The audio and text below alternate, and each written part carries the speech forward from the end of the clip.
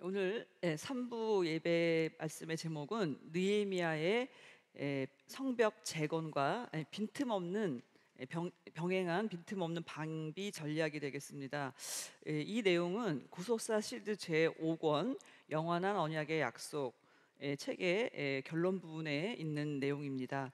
여러분들이 이제 구사일생을 하시면서 5월달 마지막 주까지 5권 책을 다 읽으셨나요? 읽으신 분 있습니다. 존경스럽습니다. 이 5권의 내용은 예수님의 족보 제3기 내용이고, 역사적으로는 구약 성경에 이스라엘 백성들의 바벨론 포로와 귀환의 내용을 담고 있습니다. 2500년 전 있었던 바벨론 포로 사건이 오늘을 사는 우리에게 어떤 의미가 있을까요? 요한계시록 16장과 18장 말씀을 보시면 바벨론은 타락한 이 세상을 상징하며, 하나님께서는 마지막 때 바벨론에서 나오라, 귀환하라 이렇게 명령을 하고 계십니다. 오늘 죄악된 세상에서 태어나서 살다가 하나님 나라로 귀환해야 될 우리에게 바벨론 포로와 귀환, 특별히 1, 2, 3차 귀환의 역사는 하나님의 나라에 입성할 때까지 우리가 이루어야 될 구속의 큰 역사인 동시에 어떻게 보면 우리 교회가 겪는 일이라고도 할 수가 있습니다. 교회는 원로 목사님께서 별세하신 이후로 약 7년 이상 많은 환난 가운데 교회가 있었죠. 그러나 마침내 하나님의 은혜 가운데 회복의 역사를 이루고 있습니다. 그런데 바벨론 포로도 1차, 2차, 3차 세 번에 걸쳐서 이루어진 것처럼 포로 귀환도 재건도 한 번에 이루어진 것이 아니라 약 93년이라는 긴 기간 동안 1차, 2차, 3차에 통해서 이루어졌다는 것을 성경은 기록하고 있습니다. 자, 그렇다면 이제 바벨론 포로 귀환의 1, 2, 3차의 목적에 대해서 살펴보도록 하겠습니다. 물론 바벨론에서 가나안 땅으로 오는 것이 목적이었지만 1, 2, 3차에는 각각 정확한 목적이 있었습니다. 1차 귀환은 주전 537년 바사왕 고레스의 영에 의해서 이스라엘 백성들을 고토 가나안 땅으로 돌려보내면서 고레스 왕은 말하기를 성전을 건축하라 이렇게 명령했죠. 그래서 1차 귀환의 목적은 회파된 예루살렘 성전을 재건하는 것이 목적이었습니다. 70년간, 약 70년간 하나님의 약속하신 가나안 땅, 그리고 하나님께서 허락하신 그 성전이 완전히 회파되고 말았죠. 그것은 선민으로서 하나님이 약속하신 그 땅을 잃어버린 것과 같죠. 그렇기 때문에 성전을 재건한다는 뜻은 하나님의 선민이 구속사의 주역으로 다시 회복되기 위한 첫걸음이었다, 이렇게 말씀할 수가 있습니다. 오늘 우리의 성전도 얼마나 많이 회파가 되었습니까? 성전을 다시 회복하는 일이야말로 하나님의 백성이 하나님께 돌아가는 첫 번째 귀환이라는 것을 말씀해 주고 있습니다. 2차 귀환은 주전 458년 에스라의 주도에 의해서 이루어졌는데요. 이때 에스라는 개혁을 하였습니다. 학사 에스라, 아론의 16대 손 제사장이지만 그는 바벨론 포로로 잡혀가서 그곳에서 태어났죠. 여러분이 이 연대를 보시면 537년에 1차 귀환을 했을 때만 해도 바벨론 포로로 잡혀갔던 세대들이 살아서 돌아왔습니다.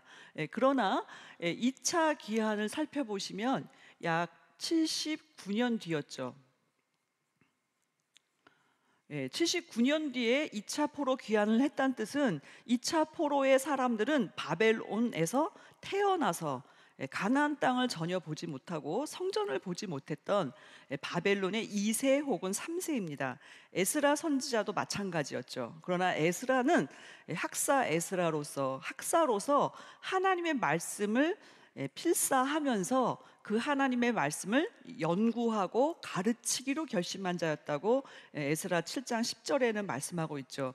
그는 성경을 통해서 우리는 반드시 하나님이 언약하신 가나안 땅으로 돌아가야 된다는 그 사상에 철두철미하였을 뿐만 아니라 바벨론 2, 3세들에게 그것을 그대로 가르쳤죠.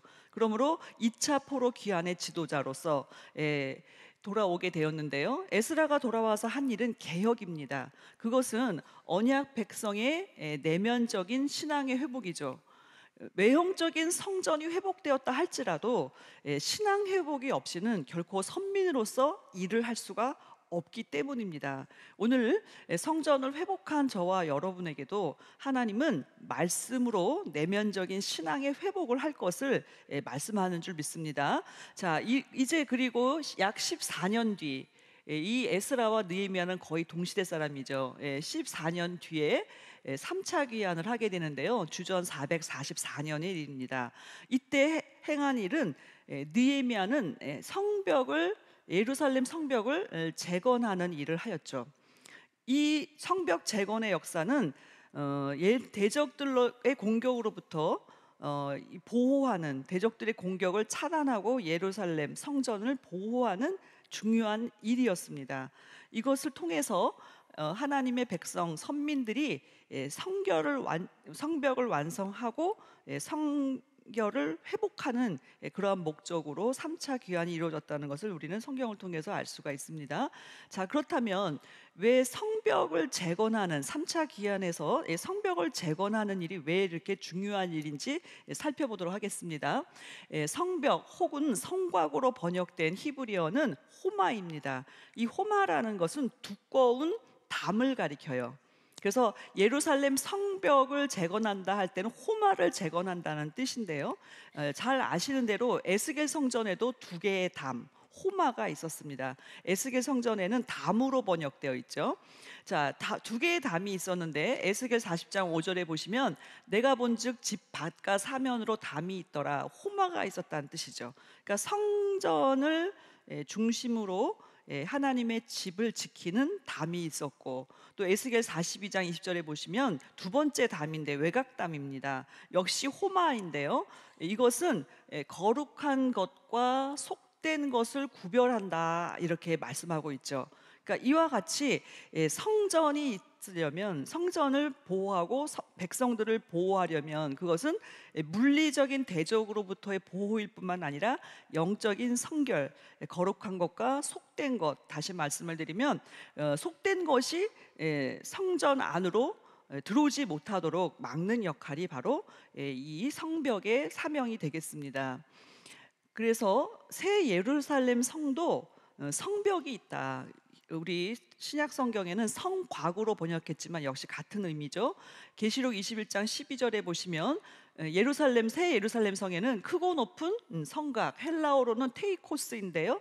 아까 히브리어 호마의 신약 버전입니다. 그래서 12문이 있고, 그리고 이 문에는 12천사가 있고 그 문들 위에 이름을 썼으니 이스라엘 자손 12지파의 이름들이 있다. 그러니까 이 12문을 통해서 구원받은 백성이 들어오지만 나머지 부분들은 다 성벽을 이루고 있다고 말씀하고 있죠. 이 새 예루살렘 성에 대해서 잠깐 말씀을 드리면 계시록 21장에 보시면은요, 하늘에서 내려오는 새 예루살렘 성은 어린 양의 신부라고 말씀을 하고 있습니다. 그러니까 새 예루살렘 성에 성벽이 있다라는 말은 하나님의 백성 가운데서도 그리스도의 신부가 되는 말세 성도에게는 반드시 무엇이 있어야 된다? 성벽이 있어야 된다라는 것을 말씀해 주는 내용이 되겠습니다. 그러면 오늘 이 성벽 재건의 중요성을 살펴보시면 다시 정리를 한번 해보겠습니다. 대적들의 공격을 차단하고, 그리고 두 번째로는 나라의 안보 태세를 갖추는, 그 나라의 안보는 성벽에 달려 있다라는 말씀이죠. 또한 구속사의 주역인 선민 이스라엘 백성을 그 세상과 구별하는 역할, 울타리죠. 또한 이 성벽은 이스라엘 백성을 호위하시는 하나님의 절대 보호와 구원의 상징이기도 합니다. 그러므로 성전이 완성되었다라는 것은 성벽이 완성되었다라는 말과 동일한 의미가 되겠습니다. 그래서 이사야 26장 1절에는 우리에게 견고한 성읍이 있으며, 어떻게 해서 견고한 성읍일까요? 여호와께서 구원으로 성과 곽을 삼으시로다. 성벽을 삼으신다는 거죠. 그러니까 하나님의 구원이, 하나님의 호의하심이 하나님이 택하신 하나님의 백성 그 성에 반드시 있다, 이렇게 말씀하는 것을 볼 수가 있습니다. 그래서 이 성벽 재건의 이 모든 과정은 오늘날 우리 성도가 제약된 세상으로부터 자기 자신을 분리되어서 자기를 지키는, 그리고 하나님의 뜻대로 성결한 삶을 살기 위한 영적인 성벽 건축의 과정이다. 저는 오늘 우리 평강제가 겪는 이 모든 고통과 환난과 어려움이 성전을 회복하고 성벽을 재건하는 일인 줄 믿습니다. 그래서 계시록 18장 4절 말씀에 내 백성아 거기서 나와, 바벨론이죠. 그의 죄에 참여하지 말고 그의 받을 재앙을 받지 말라. 그러니까 바벨론과 분리되라라는 명령이고, 또한 그들이 받을 심판을 받지 않고 구원을 받아야 될 것을 말씀하고 있습니다. 그렇다면 과연 이스라엘 백성들이 1차, 2차, 3차 포로에서 귀환한 다음에 이스라엘의 예루살렘의 성벽의 상태는 어떠했는지 성경을 통해서 살펴보도록 하겠습니다. 예루살렘 성벽은 언제 지어졌는지에 대해서 정확한 기록은 없지만 아닥사스다 왕 때 대적들이 이 성벽 재건을 못하도록 조소를 내린 것을 볼 때, 이 아닥사스다의 연대를 볼 때 이것은 예루살렘 성전, 곧 스룹바벨 성전이죠. 주전 516년 스룹바벨 성전이 완성된 이후에 계속해서 성벽 재건을 시도했다는 것을 알 수가 있습니다. 그런데 대적들은 그 이스라엘이 성전까지는 어떻게 방해했지만 516년에 지어졌는데 성벽까지 완성해서 예루살렘 성을 완전히 요새화하는 것을 반대했죠. 그래서 아닥사스다 왕에게 조서를 내렸죠. 그래서 아닥사스다의 통치 연대를 살펴보시면 2차, 3차 귀환과 같이 맞물려 있다는 것을 알 수가 있습니다. 그 성전 건축을 주변의 대적들이 반대했다는 것이죠. 에스라 4장 12절에 그 말씀이 기록되어 있는데요. 자, 왕에게 고하나이다. 왕에게서 올라온 유다 사람들이, 여기서 중요한 거는 자, 우리의 곳 예루살렘. 그러니까 이들은, 대적들은 예루살렘이 누구 땅이라고 생각하는 거예요? 자기들 땅이라는 거예요. 우리 곳 예루살렘에 이르렀는데 이 패역하고 악한 성읍을 건축하는데 이미 그 지대를 수축하고 성곽을 건축하오니, 그러니까 지대를 놓고 성을 만들고 성곽도 건축하고 있다라는 것을 여기서 말씀하고 있죠. 그러니까 성벽을 이미 쌓고 있었다는 것을 알 수가 있는데요. 왜 패역하고 악한 성읍이라고 말했냐면 바벨론 포로 1, 2, 3차 때 끝까지 항전해가지고 결국은 3년 만에 예루살렘이 포위되고 잡혀가는 그 모든 과정을 볼 때 왕의 명령을 절대 순종하지 않는 것들이다. 그러니 그들이 성벽을 건축하는 것을 막아달라. 에스라 4장 16절, 이제 감히 왕에게 고하오니 이 성읍이 중건되어 성곽을 피력하면 이로 말미암아 왕의 강 서편 영지가 없어지리이다. 이렇게 모함을 하는 거예요. 야, 성전을 지었는데 성곽까지 다 한다면 자기들이 독립할 것이다. 그래서 바사 왕에게 세금을 내지 않을 것이다. 그러니 왕은 이것을 막아주셔야 된다. 이렇게 대적들이 아닥사스다 왕에게 조소를 올린 것입니다. 자, 그렇다면 아닥사스다는 어떻게 반응했을까요?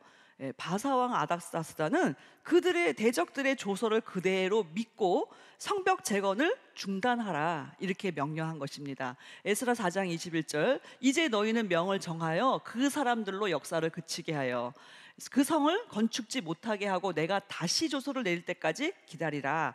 이렇게 그들의 조서가 올라가고 아닥사스다 왕 자신이 성벽 재건을 멈추라, 이렇게 명령을 했기 때문에 성벽 재건은 계속 멈춰 있는 상태였다라는 것이죠. 그래서 주전 516년에 수룹바벨 성전이 완공이 되었는데 우리가 3차 기한인 주전 440년에 성벽이 재건됐다고 그랬죠. 이 얘기는 약 72년이라는 긴 기간 동안 이스라엘 이 성전, 수룹바벨 성전과 이스라엘 백성들을 보호해줄 성벽이 없는 상태로 72년을 지냈다는 얘기예요. 그러니까 우리가 성경을 볼 때 성벽이 없는 상태로, 그러니까 오늘 우리식으로 얘기하면은 집은 지었는데 담이 없는 거예요. 72년 동안이나 담이 없이 노출된 상태로 예루살렘이 지내고 있었다라는 것을 우리가 알 수가 있습니다. 자, 그래서 더 나아가서 왜 느헤미야가 3차 귀환을 하게 되느냐? 느헤미야 시대 때는 그 성벽과 문들이 대적들에 의해서 아예 회파되고 불타버렸어요. 그 소식을 느헤미야가 바사에서 들었죠. 그랬을 때 느헤미야는 어떻게 하였느냐? 먼저 기도에 들어가죠. 느헤미야 1장 3절, 저희가 내게 이르되 사로잡힘을 면하고 남은 자가 그 도에서 큰 환난을 만나고 능력을 받으며 예루살렘 성은 회파되고 성문들은 소화되었다 하는지라. 이 슬픈 가슴 아픈 소식을 바사에서 있는 느헤미야가 듣게 되죠. 그래서 느헤미야는 3차 귀환을 준비합니다. 그래서 성벽 재건을 위한 느헤미야의 3차 귀환의 내용을 살펴보도록 하겠습니다. 느헤미야의 기도와 하나님의 응답 어떻게 이루어졌는지 살펴볼 텐데요. 느헤미야는 자그마치 4개월 동안 회개하고 금식하면서 기도했죠. 그것을 알 수 있는 것은 이 소식을 들은 거는 아닥사스다 20년 기슬루월 9월이었습니다. 그래서 그때 느헤미야는 어떤 기도를 하나님께 올리냐면 느헤미야 1장 6절이죠. 이제 종이 주의 종 이스라엘 자손을 위하여 주야로 기도하며 이스라엘 자손의 주 앞에 범죄함을 자복하고 주는 하오니 주는 귀를 기울이시며 눈을 여시사 종의 기도를 들으시옵소서. 이렇게 예루살렘의 이 형편에 대해서 하나님께 기도하면서 느헤미야 11장 중반절에 보시면 오늘날 종으로 형통하여 이 사람 앞에 은혜를 입게 하옵소서. 그래서 이 사람은 아닥사스다 왕입니다. 왜냐하면 아닥사스다가 성벽을 중간하지 못하도록 영을 내렸기 때문에 이 왕이 마음이 바뀌어야 돼요. 근데 우리가 구속사를 통해서 쭉 배웠지만 왕의 조서는 철칙입니다. 바뀌지 않아요. 그렇다면 이 왕이 너네는 성벽을 재건하지 말고 기다리라고 이렇게 얘기했을 때 그 왕이 마음을 바꾸어서 건축하라는 명을 내려줘야 되는데 이것이 얼마나 어려운 일이었겠습니까? 그렇기 때문에 느헤미야는 4개월 동안 금식 기도를 했죠. 근데 놀랍게도 기도의 응답이 4개월 만에 오게 되었는데요. 그때를 아닥사스다 20년 니산월이라고 기록하고 있죠. 여러분 잘 아시는 대로 티시리월 달력으로 느헤미야가 이 일을 기록했기 때문에 7월부터 그 다음에 6월까지가 아닥사스다 20년, 그래서 9월부터 1월까지 20년으로 기록하고 있죠. 자, 그때 내가 응답은 어떻게 왔을까요? 내가 왕의 술관원이 되었다. 술관이 되었다는 것은 한마디로 말하면 진급을 하게 된 거예요. 여러분, 술관원이라는 것은 단순히 술을 따르는 자가 아니라 왕의 신복이라는 뜻입니다. 술에 약을 탈 수도 있죠. 그렇기 때문에 술을 따르게 한다는 것은 왕의 가장 가까이에 식사할 때마다 같이 있으면서 왕과 대면할 수 있는 그러한 자리에 오르게 되었다는 것이죠. 그랬을 때 왕이 느헤미야의 얼굴에 수색을 보고 물어봅니다. 무슨 일이 있길래 병도 없는데 얼굴에 웬 근심이 있느냐. 그럴 때 느헤미야는 느헤미야 2장 5절에 왕에게 고하되 왕이 만일 즐거하시고 종이 왕의 목전에서 은혜를 얻었사라오면 나를 유다 땅 나의 열조의 묘실이 있는 성읍에 보내어 그 성을 중건하게 하옵소서. 바사 왕국의 한 영지에 불과하지만 그곳은 나의 열조의 무덤이 있겠습니다. 느헤미야도 바사국에서 태어났어요. 그렇지만 열조의 무덤이 그곳에 있기 때문에 그곳이 저의 고향입니다. 그곳에 성을 건축하게 해달라. 이렇게 왕에게 요청했을 때 이 왕을 하나님께서 내 하나님 의 선한 손이 나를 도우심으로 왕이 허락했다 이렇게 말하죠. 그런데 이 느헤미야가 얼마나 권세가 있는 자였냐면 돌아갈 뿐만 아니라 지금 강 서편의 총독들이 조소를 올려서 예루살렘 성벽 중건을 막고 있어요. 그렇기 때문에 왕에게 요청한 것은 다음과 같습니다. 강서편 총독들에게 내리는 조서, 너희는 예루살렘 성벽 이스라엘 백성들이 건축하는 것을 막지 말고 도와주라. 이렇게 왕의 조서가 바뀝니다. 기도로 말미암아. 그리고 성과 문을 재건할 제목, 이 모든 것을 왕에게 요청하는 거예요. 근데 놀랍게도 그 기도의 결과 왕이 이 모든 것을 다 들어줍니다. 느헤미야 2장 7절 8절 내가 또 왕에게 하르되 왕이 만일 즐겨하시거든 강서편 총독들에게 내린 조서를 내게 주사 저희로 나를 용납하여 유다까지 통과하게 하시고 가는 것도 조서를 주셔서 안전하게 갈 수 있게 해주시고 또 왕의 삼림감독 아삽에게 조서를 내리사 저로 전에 속한 영문과 문과 영문의 문과 성곽과 나의 거할 집을 위하여 들보 제목을 주게 하옵소서 이렇게 요청하였을 때 하나님의 선한 손이 도우셔서 왕이 이것을 다 허락하는 기적이 일어났던 것입니다. 그래서 성벽 재건의 역사, 느헤미야는 마침내 돌아왔습니다. 그리고 성을 다 돌아봤어요. 어디가 얼만큼 무너졌는지 다 돌아본 다음에 백성들을 모으고 독려합니다. 느헤미야 2장 17절 예루살렘이 황무하고 성문이 소화되었으니 자 예루살렘 성을 중건하여 다시 수치를 받지 말자. 얼마나 그것이 선민으로서 수치스러운 일이냐. 다시는 수치를 받지 말자 이렇게 독려합니다.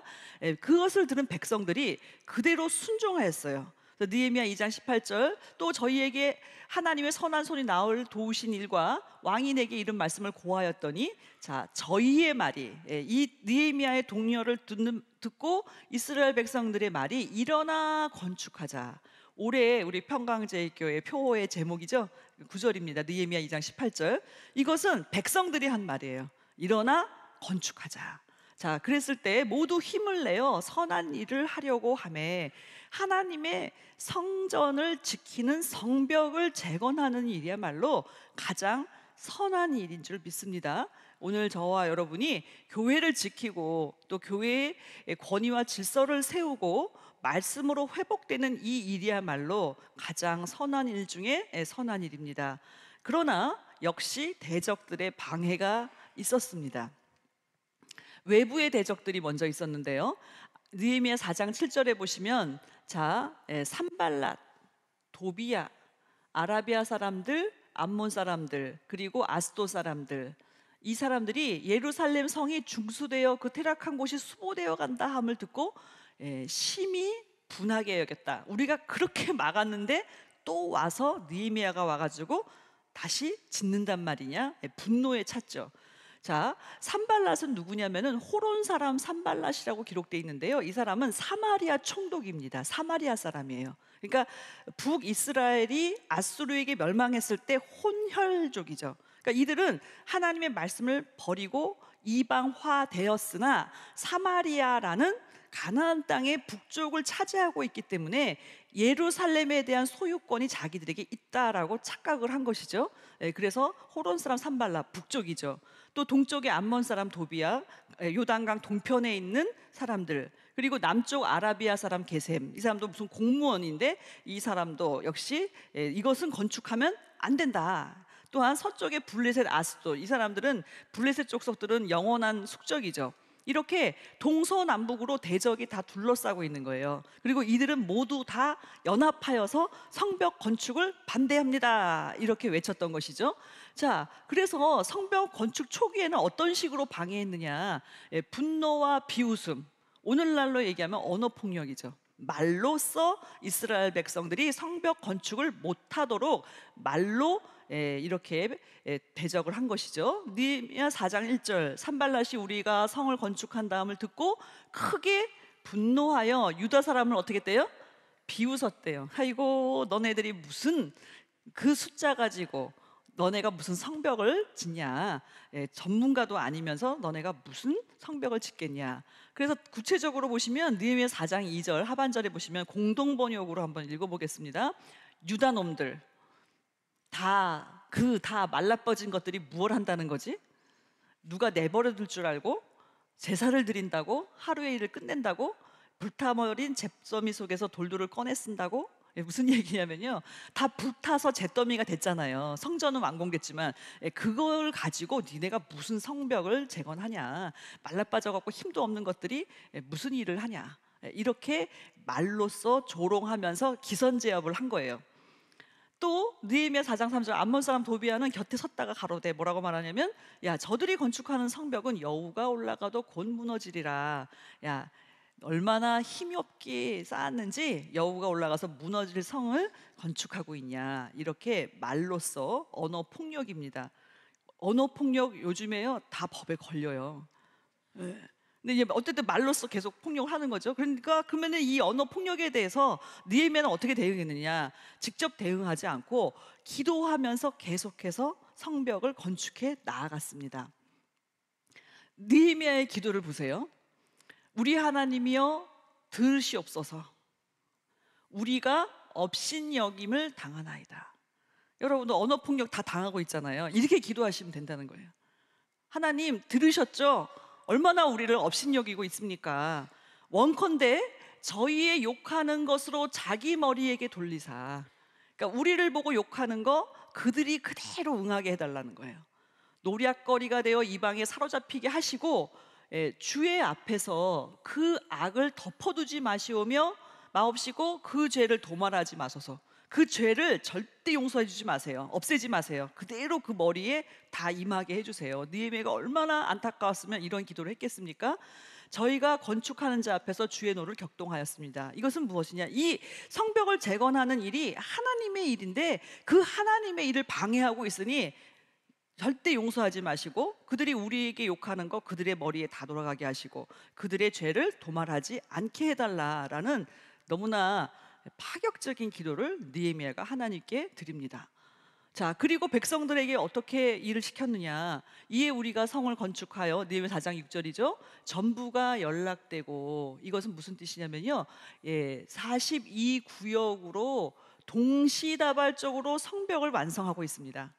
성벽이 차근차근 이렇게 이루어진 게 아니고요, 각자 맡은 구역에서 각자 성벽을 짓고 있다가 만난 거예요. 이제 다 만나서 연락이 됐어요. 그리고 고가 절반에 미쳤다라는 말은 무슨 뜻이냐면은 높이를 예를 들어서 10m를 쌓으려고 계획했다면 5m는 했다 이 뜻이에요. 그러니까 절반은 이룬 거죠. 그리고 이는 어떻게 이렇게 빨리 됐느냐? 백성들이 마음을 들여 역사했다. 성벽 재건에 마음을 들여 역사했기 때문에 빨리 성벽이 쫙 이어지고 고가 2분의 1까지 찼다. 절반은 했다 이 뜻입니다. 그러니까 대적들의 어떤 언어적인 공격에 대해서도 기도로 대응하고 계속해서 건축하는 일을 했다라는 뜻이 되죠. 자, 그러자 또 그 소식을 들은 거예요, 대적들이. 그래서 물리적인 수단으로 성벽 공사를 중단시키려는 계획을 세웁니다, 대적들이. 느헤미야 4장 8절 다 함께 꾀하기를 예루살렘으로 가서 쳐서 요란하게 하자. 절대 건축하지 못하게. 쳐서라는 이 단어의 히브리어 라함인데요, 싸우다, 전투하다. 그러니까 물리적인 수단, 군사적인 방법까지 동원해가지고 예루살렘 성벽 완성을 막겠다라고 이들이 결의한 것입니다. 그러면 어떻게 해야 될까요? 기도만 하고 있을 수는 없죠. 그래서 기도하면서 주야로 방비를 시작합니다. 느헤미야 4장 9절 우리가 우리 하나님께 계속 기도하면서 저희를 인하여 쳐들어오겠다고 하니까 파수꾼을 두어서 주야 밤낮으로 방비를 시작합니다. 그러니까 느헤미야의 방비는 스스로 계획한 것이 아니라 대적에 대한 보호책으로 이루어졌다는 것을 알 수가 있죠.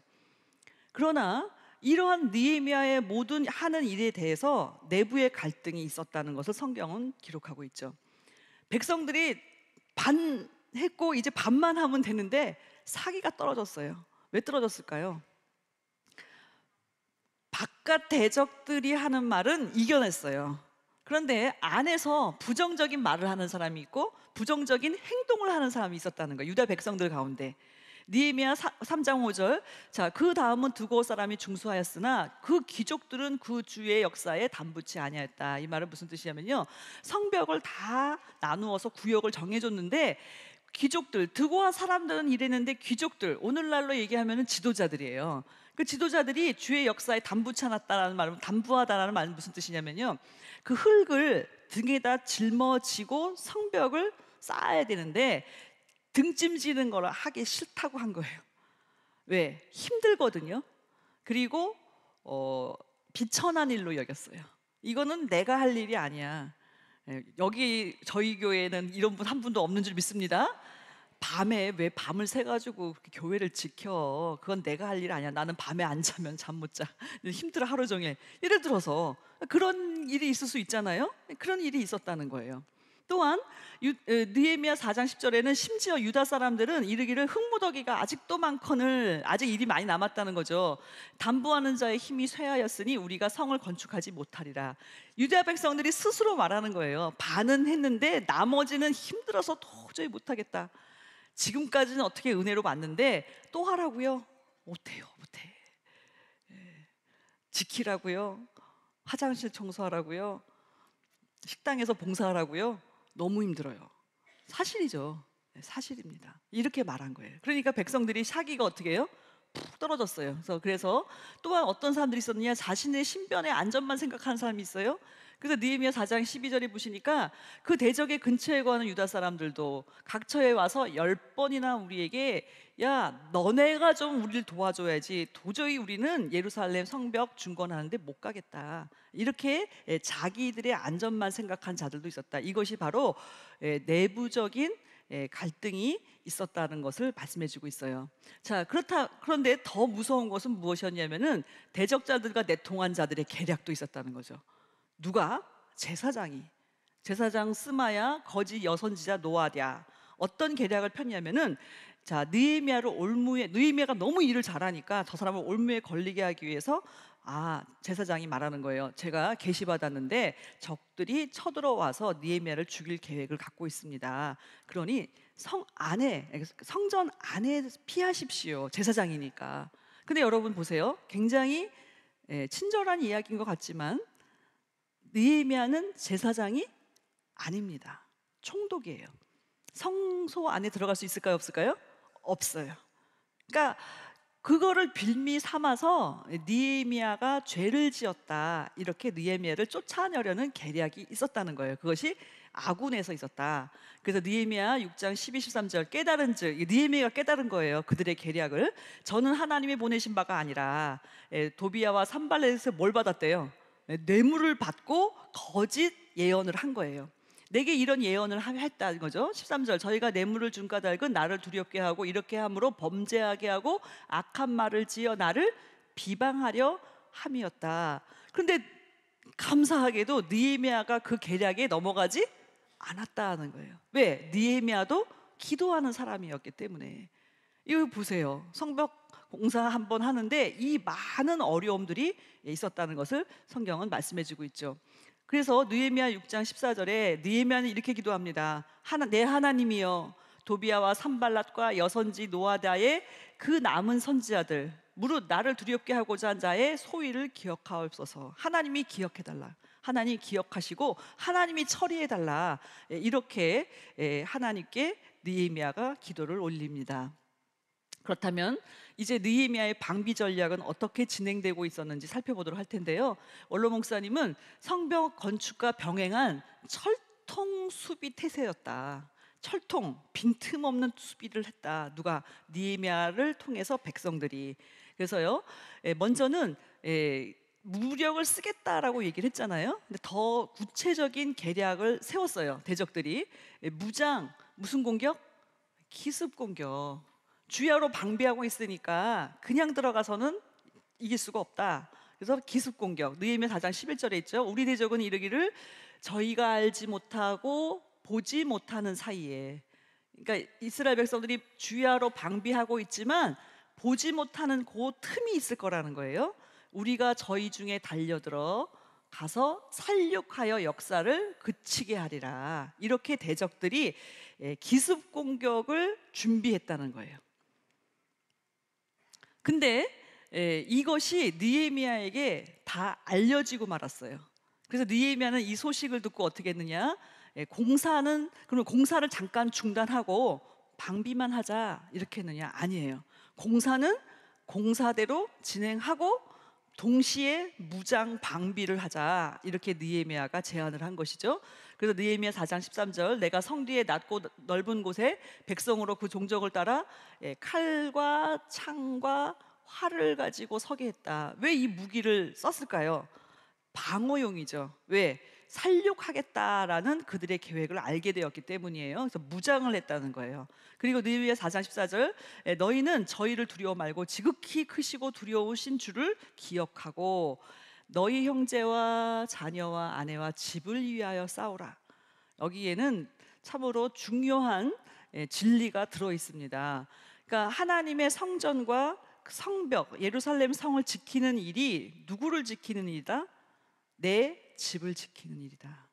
왜냐하면 교회가 없으면 아무 소용이 없기 때문이에요. 그러니까 느헤미야는 하나님의 성전, 성벽 지키는 일, 이 일이 우리가 사는 일이고 우리를 지키는 일이다, 가족을 지키는 일이다, 이렇게 백성들을 독려한 것이죠. 그러자 어떤 역사가 일어나느냐, 하나님이 그 대적들의 꾀를 패하신 거예요. 그러니까 하나님의 위엄이 가서 역사했어요. 대적들이 들었어요. 이 우리의 그 비밀 계략, 그것이 넘어간 거예요. 느헤미야한테 알려진 거죠. 그래서 느헤미야가 이렇게 준비하고 있다는 소식을 들었을 때, 자, 느헤미야 4장 15절에 있죠. 우리 대적이 자기의 뜻을 우리가 알았다 함을 들으니라. 그러니까 대적들이 그들이 기습 공격하려는 것을 느헤미야가 알게 됐다는 것을 알게 됐어요. 그래서 하나님이 저희의 꾀를 패하셨다. 우리가 다 성에 돌아와서 각각 역사했는데, 그러니까 하나님이 위험을 보내가지고 야, 우리가 기습 공격하자 그랬는데 기습 공격하려는 걸 알아가지고 더 방비를 하니까 아이고, 우리의 계획이 탄로가 났구나. 그래가지고 한번 들어와 보지도 못하고 포기를 했다는 거예요. 자, 그렇다면 어떻게 얼마나 방비를 했길래 대적들이 낙심하고 포기했을까요? 한 손에는 일, 한 손에는 병기입니다. 느헤미야 4장 17절이죠. 성을 건축하는 자와 담보하는 자는 다 각각 한 손으로 일을 하고 한 손으로 병기를 잡았다. 그러니까는 병기 잡는 사람, 성벽 건축하는 사람 따로 있었던 것이 아니라 건축하면서 병기를 잡고 있었다는 거예요. 동시에 했다는 거죠. 또한 나팔 부는 자를 느헤미야 곁에 세웠다. 이것은 무슨 뜻이냐면은 이 성벽 공사가 큰 예루살렘 성의 42곳에 동시다발적으로 이루어지고 있어요. 기습 공격하면 나머지 사람들이 다 와서 방비를 해야 되잖아요. 그러니까 어떻게 해요? 나팔수를 둔 거예요. 나팔 한번 쫙 불면, 야, 한 번 하면 대적이 왔다, 두 번 하면 뭐다 짰을 거 아니에요? 그래가지고 느헤미야 옆에 나팔수가 불면은 모든 이스라엘 백성들이 어디로 오라, 자기들끼리 짠 거죠. 그래가지고 지켰다. 느헤미야 4장 18절, 건축하는 자는 각각 칼 차고 건축하며 나팔 부는 자는 내 곁에 섰었다, 이렇게 말씀했죠. 느헤미야 4장 22절, 그때 내가 또 백성에 고하기를 사람마다 그 종자와 함께 예루살렘 안에서 잘지니. 밤에는 우리를 위하여 파수하고 낮에는 역사하리라. 잠은 언제 자고? 잠은 각각 알아서 자고 예루살렘 안에서 자게 했다. 그다음에 옷을 벗지 않고 잠을 잤다. 밤에도 지키기 위해서. 느헤미야 4장 23절, 내나 내 형제들이나 종자들이나 나를 쫓아 파수하는 사람들이 다 그 옷을 벗지 아니하였고 물을 기르러 갈 때도 기계를 잡았었다, 이렇게 말씀하고 있죠. 이제 결론을 맺도록 하겠습니다. 이와 같은 느헤미야의 빈틈없는 방비와 동행, 그 성벽 제거를 동시에 이룬 이 모든 일들이 오늘 우리에게는 어떤 교훈을 주고 있는지 살펴보겠습니다. 대적들은요, 아까도 말씀드렸지만 단 한 번도 예루살렘을 실제로 습격하거나 성벽 공사를 중단시켰다 하지 못했다? 못했다는 사실이에요. 그러면 여러분 보세요. 아니, 그 계획이 들통나서 이제 안 들어올 거야, 그러면 안 지켜도 될까요? 아니라는 거예요. 끝까지 지켰다는 거예요. 그렇기 때문에 한 번도 들어오지 못했다. 그래서 마침내 42구역으로 동시에 진행된 성벽 중건 역사는 52일 만에 마쳤어요. 이게 얼마나 놀라운 일일까요? 느헤미야 6장 15절, 성역사가 50일 만에 엘루럴 25일, 6월 25일이죠. 6월 25일에 마쳤다. 자, 아까요, 성벽이 완성되지 못하고 몇 년을 지냈다고 그랬죠? 72년 동안 못 완성한 성벽을 단 며칠 만에, 52일 만에 해냈다는 거예요. 참으로 놀라운 역사이죠. 자, 그래서 하나님께서 어떻게 이 일이 가능했느냐? 하나님께서 대적들의 꾀를 패하셨다 그랬죠? 위험을 보내서. 그리고 성벽 완공의 역사를 하나님이 이루셨죠. 하나님의 느헤미야 4장 15절 하나님이 저희의 꾀를 패하셨다. 6장 16절 이 역사를 우리 하나님이 이루신 것을 알미라. 누구도 대적도. 자, 6장 16절 우리 모든 대적과 사면 이방 사람들이 이를 듣고 다 두려워하여 어떻게 했다? 스스로 어떻게 했다? 예, 이게 바로 승리죠. 안 싸워도 돼요. 대적들이 어떻게 했대요? 스스로 낙담했다. 그리고 야, 하나님이 도우시니까 우리는 어쩔 수 없다. 예, 이렇게 포기하게 되었다. 그래서 마침내 성벽이 완공되었다. 잘 아시는 말씀이죠? 예, 시편 127편 1절 여호와께서 집을 세우지 아니하시면 세우는 자의 수고가 헛되며 여호와께서 성을 지키지 아니하시면 파수꾼의 경성함이 허사로다. 저와 여러분이 잠자지 않고 자면서 지켜진 것이 아니라 하나님께서 지키셨다는 것을 믿으시기 바랍니다. 예, 경성이란 단어 샤카드 히브리어 밤새마다 경계하다 망을 보다. 여러분 보세요. 100번 망을 본다 할지라도 잠깐 1분 졸았어요. 들어올 수 있을까요? 없을까요? 올 수 있는 거예요. 내가 잠깐 자는 동안에도 누가 깨어서 지키셨다. 하나님이 지키셨다는 뜻입니다. 그래서 마침내 성벽 공사가 완공이 되었어요. 이게 왜 이렇게 중요한 일일까요? 이 성전에 누가 오셨어요? 예수님께서 입성하셨기 때문입니다. 바로 그 스룹바벨 성전, 물론 헤롯이 증축하였지만 그 성전에 마침내 초림 예수님께서 입성하셨죠. 그래서 느헤미야는 마지막 기도, 마지막 장 마지막 절입니다. 느헤미야 13장 31절 내 하나님이여 나를 기억하사 복을 주옵소서. 응답을 받았죠. 왜?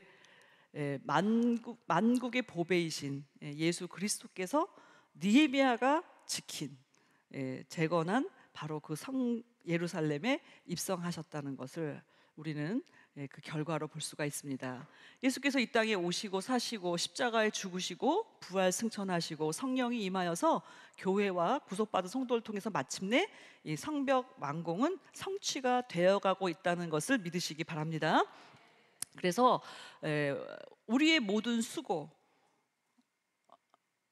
많으셨습니다. 근데 반드시 뭐가 있대요? 네, 끝이 있다라고 말씀하고 있어요. 자, 갈라디아 6장 9절 말씀 같이 읽어보겠습니다. 시작. 우리가 선을 행하되 낙심하지 말지니 피곤하지 아니하면 때가 이름에 거두리라. 아멘이죠. 또 고린도전서 15장 58절 같이 읽습니다. 시작. 그러므로 내 사랑하는 형제들아 견고하며 흔들리지 말며 항상 주의 일에 더욱 힘쓰는 자들이 되라. 이는 너희 수고가 주 안에서 헛되지 않은 줄을 알미니라. 아멘. 기도하시겠습니다. 참 좋으신 살아계신 우리 아버지 은혜를 진심으로 감사드립니다. 이렇게 구속사실 제5권을 통하여서 우리가 마지막 때 어떻게 다시 오시는 주님을 영접하기 위해서 신령한 성벽을 재건하여야 되는지 여러 가지 모양으로 지혜와 총명을 주시니 진심으로 감사드립니다. 우리 평강제일교회가 큰 환난을 만났사오나 마침내 성벽을 완공하게 역사하시기 위해서 이 일을 하시는 줄 다시 한번 깨닫게 하여 주시니 감사함을 드립니다. 아버지, 새 예루살렘성 어린 양의 신부는 성벽이 있습니다. 우리가 아버지 앞에 정말 말씀을 지키고 교회를 지키며 또한 대적으로부터 보호하는 신령한 성벽을 다 각자 완성할 수 있도록 도와주시옵시고 우리 평강제일교회의 신령한 성벽을 완성할 수 있도록 인도하여 주시옵소서.